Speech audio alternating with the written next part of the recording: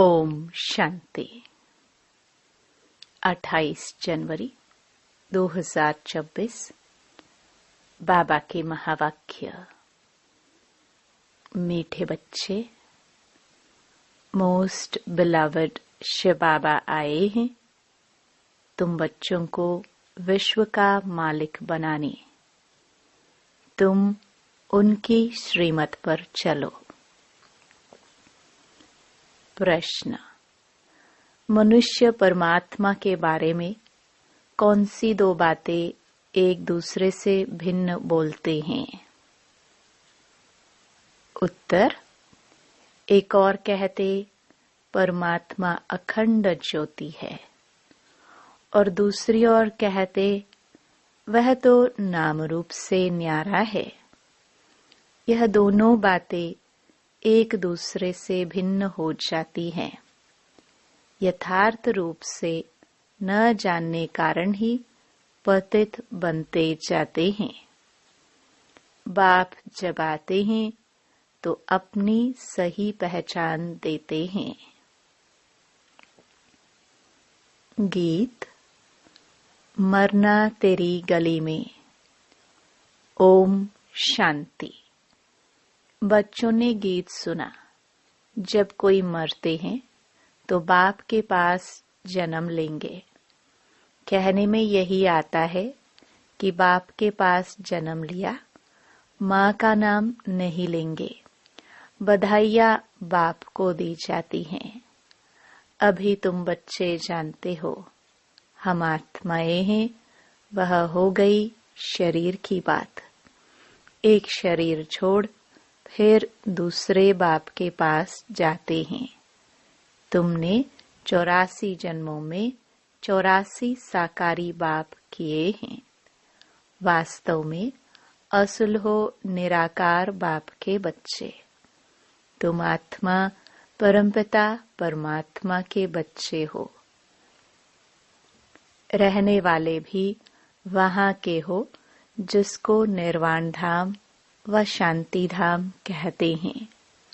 असुल तुम वहाँ के रहने वाले हो। बाप भी वहाँ रहते हैं। यहाँ आकर तुम लौकिक बाप के बच्चे बनते हो तो फिर उस बाप को भूल जाते हो। सतयुग में भी तुम सुखी बन जाते हो तो उस पारलौकिक बाप को भूल जाते हो। सुख में उस बाप का कोई सिमरण नहीं करते हैं।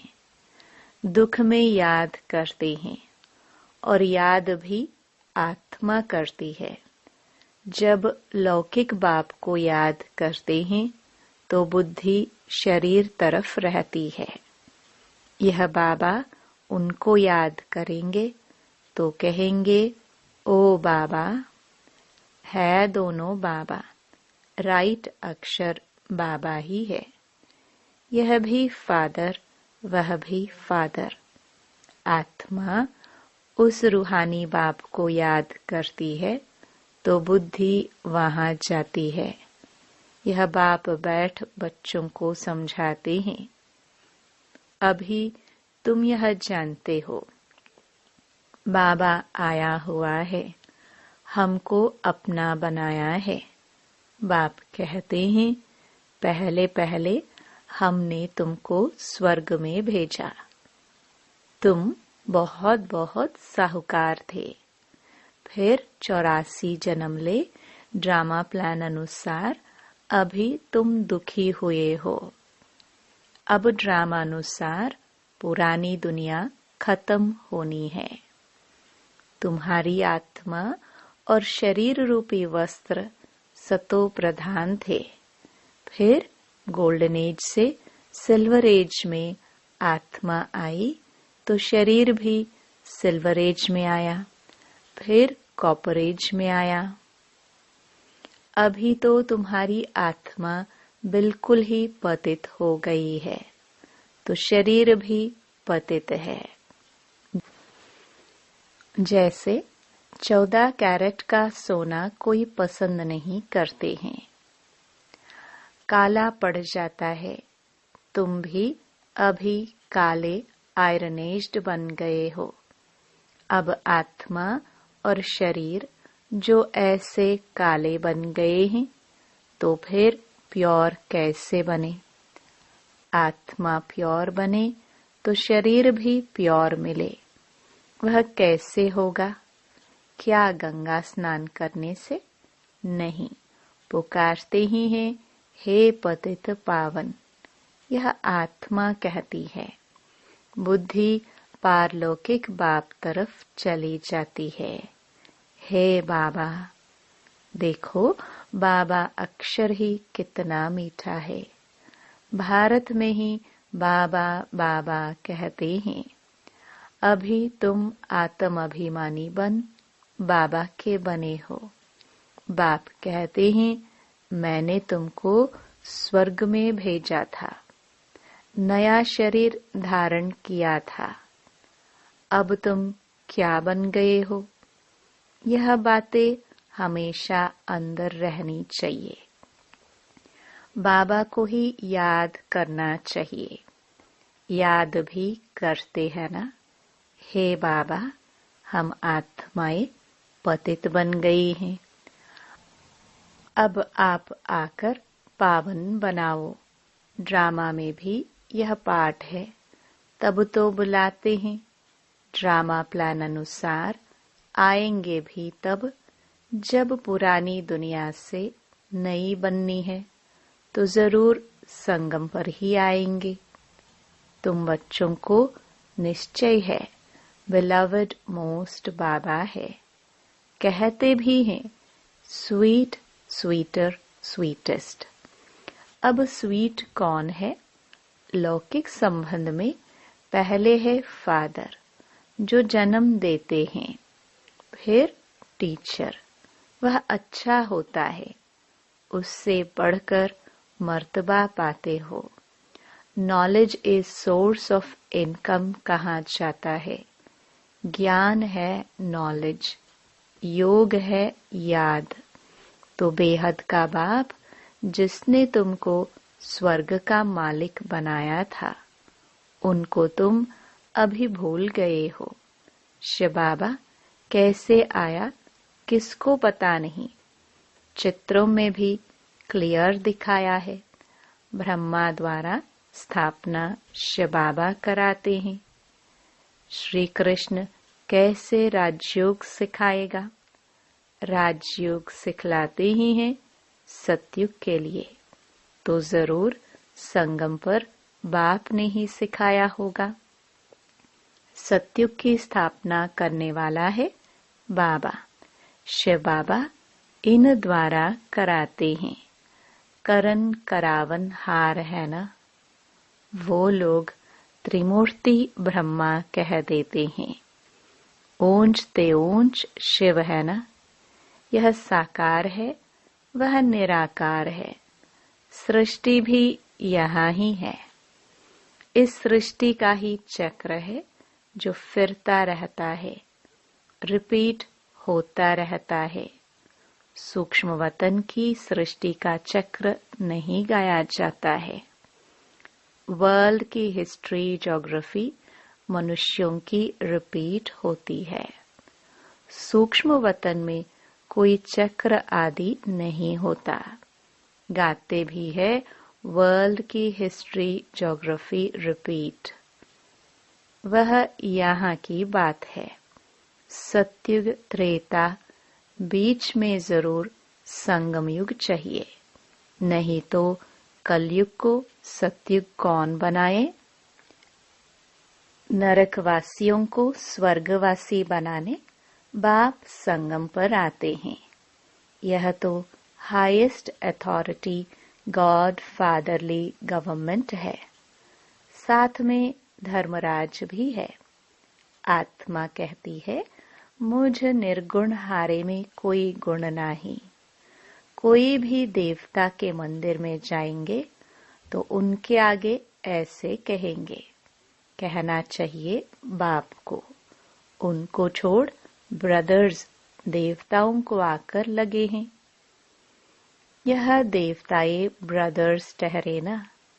ब्रदर्स से तो कुछ भी मिलना नहीं है। भाइयों की पूजा करते करते नीचे गिरते आए हैं। अब तुम बच्चे जानते हो बाबा आया हुआ है, उनसे हमको वर्षा मिलता है। बाप को ही नहीं जानते, सर्वव्यापी कह देते हैं। कोई फिर कहते अखंड ज्योति तत्व है, कोई कहते वह नाम रूप से न्यारा है। जब अखंड ज्योति स्वरूप है तो फिर नाम रूप से न्यारा कैसे कहते हो? बाप को ना जानने कारण ही पतित बन पड़े हैं। तमो प्रधान भी बनना ही है।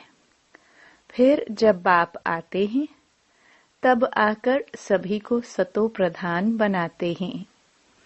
आत्माएं निराकारी दुनिया में सब बाप के साथ रहती हैं। फिर यहाँ सतो रजो तमो में आकर पाठ बजाती है। आत्मा ही बाप को याद करती है। बाप आते भी हैं, कहते भी हैं, ब्रह्मा तन का आधार लेता हूँ। यह है भाग्यशाली रथ। बिगर आत्मा रथ थोड़े होता है। अभी तुम बच्चों को समझाया है। यह है ज्ञान की वर्षा। नॉलेज है, इससे क्या होता है? पतित दुनिया से पावन दुनिया बनती है। गंगा जमुना तो सतयुग में भी होते हैं।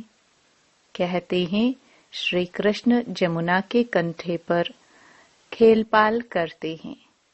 ऐसी कोई बातें हैं नहीं। वह तो सतयुग का प्रिंस है। बहुत अच्छी रीति उनको संभाला जाता है, क्योंकि फूल है ना। फूल कितने अच्छे सुंदर होते हैं। फूल से सब आकर खुशबू लेते हैं।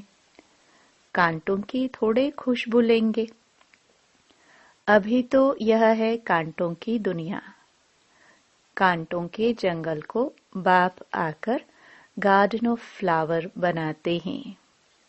इसलिए उनका नाम बबुल नाथ भी रख दिया है।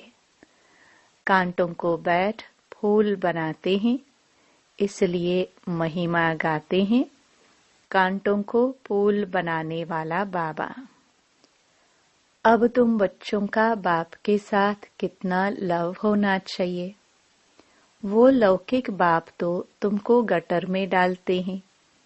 यह बाप 21 जन्मों के लिए तुमको गटर से निकाल पावन बनाते हैं। वह तुमको पतित बनाते हैं। तब तो लौकिक बाप होते भी पारलौकिक बाप को आत्मा याद करती है। अभी तुम जानते हो, आधा कल्प बाप को याद किया है। बाप आते भी जरूर है। शिव जयंती मनाते हैं ना। तुम जानते हो हम बेहद के बाप के बने हैं। अभी हमारा संबंध उनसे भी है तो लौकिक से भी है। पारलौकिक बाप को याद करने से तुम पावन बनेंगे। आत्मा जानती है वह हमारा लौकिक और यह पारलौकिक बाप है। भक्ति मार्ग में भी यह आत्मा जानती है। तब तो कहते हैं हे भगवान, ओ गॉड फादर। अविनाशी फादर को याद करते हैं। वह बाप आकर हेवन स्थापन करते हैं। यह किसको पता नहीं है। शास्त्रों में तो युगों की आयु भी बहुत लंबी चौड़ी लिख दी है। यह किसके ख्याल में नहीं आता कि बाप आते ही हैं पतितों को पावन बनाने, तो जरूर संगम पर आएंगे। कल्प की आयु लाखों वर्ष लिख मनुष्यों को बिल्कुल घोर अंधियारे में डाल दिया है। धक्के खाते रहते हैं बाप को पाने के लिए। कहते हैं जो बहुत भक्ति करते हैं तो भगवान मिलता है। सबसे जास्ती भक्ति करने वाले को जरूर पहले मिलना चाहिए। बाप ने हिसाब भी बताया है, सबसे पहले भक्ति तुम करते हो तो तुमको ही पहले पहले भगवान द्वारा ज्ञान मिलना चाहिए, जो फिर तुम ही नई दुनिया में राज्य करो। बेहद का बाप तुम बच्चों को ज्ञान दे रहे हैं, इसमें तकलीफ की कोई बात नहीं है। बाप कहते हैं तुमने आधा कल्प याद किया है, सुख में तो कोई याद करते ही नहीं। अंत में जब दुखी हो जाते हैं तब हम आकर सुखी बनाते हैं। अभी तुम बहुत बड़े आदमी बनते हो।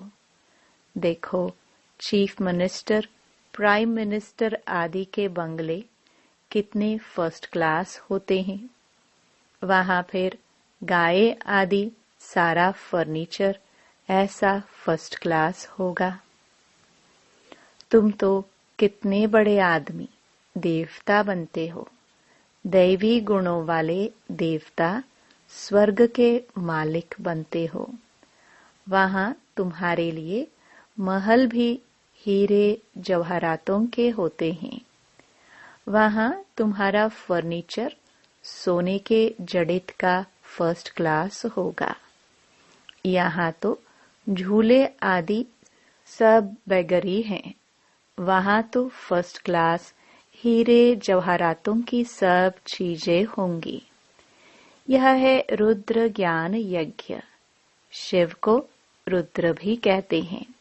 जब भक्ति पूरी होती है तो फिर भगवान रुद्र यज्ञ रचते हैं। सतयुग में यज्ञ अथवा भक्ति की बात ही नहीं। इस समय ही बाप यह अविनाशी रुद्र ज्ञान यज्ञ रचते हैं, जिसका फिर बाद में गायन चलता है। भक्ति सदैव तो नहीं चलती रहेगी। भक्ति और ज्ञान, भक्ति है रात, ज्ञान है दिन। बाप आकर दिन बनाते हैं तो बच्चों का बाप के साथ कितना लव होना चाहिए। बाबा हमको विश्व का मालिक बनाते हैं। मोस्ट बिलवड बाबा है।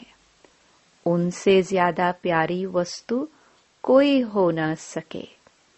आधा कल्प से याद करते आए हो। बाबा आकर हमारे दुख हरो।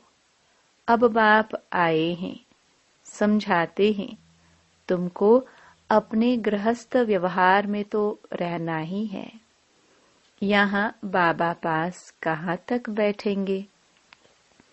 बाप के साथ तो परम धाम में ही रह सकते। यहाँ इतने सब बच्चे तो नहीं रह सकते। टीचर सवाल कैसे पूछेंगे?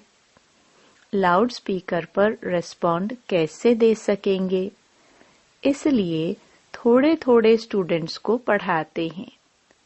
कॉलेज तो बहुत होते हैं, फिर सबके इम्तिहान होते हैं, लिस्ट निकलती है। यहाँ तो एक ही बाप पढ़ाते हैं। यह भी समझाना चाहिए। दुख में सिमरन सब उस पारलौकिक बाप का करते हैं। अब यह बाप आया हुआ है। महाभारी महाभारत लड़ाई भी सामने खड़ी है।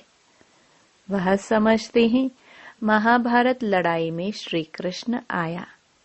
यह तो हो ना सके, बेचारे मूंझे हुए हैं ना।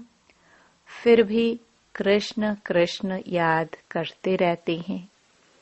अब मोस्ट बिलवड शिव भी है तो श्री कृष्ण भी है, परंतु वह है निराकार, वह है साकार। निराकार बाप सब आत्माओं का बाप है दोनों मोस्ट बिलवड।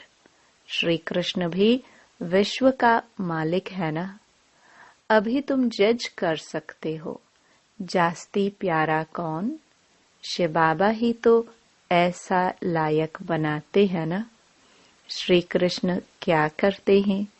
बाप ही तो उनको ऐसा बनाते हैं। तो गायन भी जास्ती उस बाप का होना चाहिए। शंकर का डांस दिखाते हैं। वास्तव में डांस आदि की तो बात नहीं। बाप ने समझाया है, तुम सब पार्वतिया हो।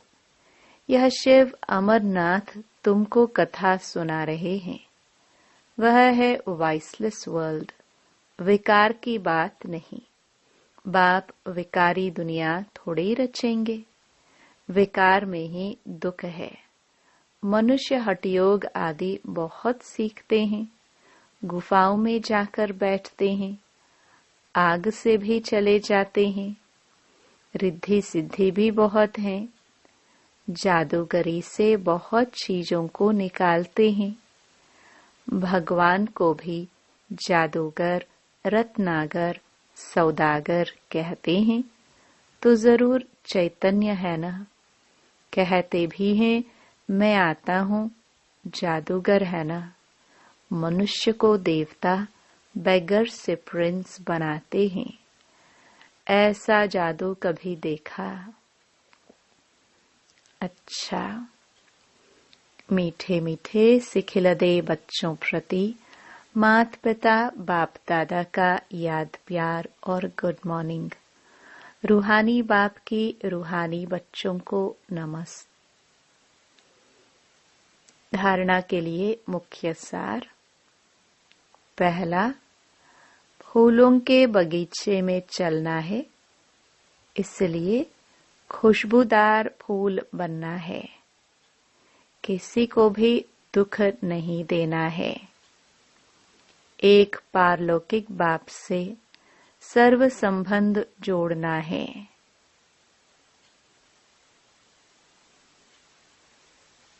दूसरा, शिव बाबा प्यारे से प्यारा है, उस एक को ही प्यार करना है। सुख दाता बाप को याद करना है। वरदान, किसी की कमी कमजोरी को न देख, अपने गुण व शक्तियों का सहयोग देने वाले मास्टर दाता भव। मास्टर दाता वह है जो सदा इसी रूहानी भावना में रहते कि सर्व रूहें हमारे समान वर्षे के अधिकारी बन जाए। किसी की भी कमी कमजोरी को न देख, वे अपने धारण किए हुए गुणों का, शक्तियों का सहयोग देते हैं। यह ऐसा है ही। इस भावना के बजाय मैं इसको भी बाप समान बनाऊं, यह शुभ भावना हो। साथ साथ यही श्रेष्ठ कामना हो कि यह सर्व आत्माएं कंगाल, दुखी, अशांत से सदा शांत, सुख रूप मालामाल बन जाए। तब कहेंगे मास्टर दाता। स्लोगन, मनसा वाचा कर्मणा, सेवा करने वाले ही निरंतर सेवाधारी है। उनके हर श्वास में सेवा समाई हुई है। अव्यक्त इशारे। इस अव्यक्ति मास में बंधन मुक्त रह जीवन मुक्त स्थिति का अनुभव करो। पहले अपनी देह से, देह के संबंध से और पुरानी दुनिया की स्मृति से मुक्त बनो। जब इस मुक्ति की अवस्था का अनुभव करेंगे, तब मुक्त होने के बाद जीवन मुक्ति का अनुभव स्वतः होगा। तो चेक करो, जीवन में रहते हुए देह, देह के संबंध और पुरानी दुनिया की आकर्षण से कहाँ तक मुक्त बने हैं। ओम शांति।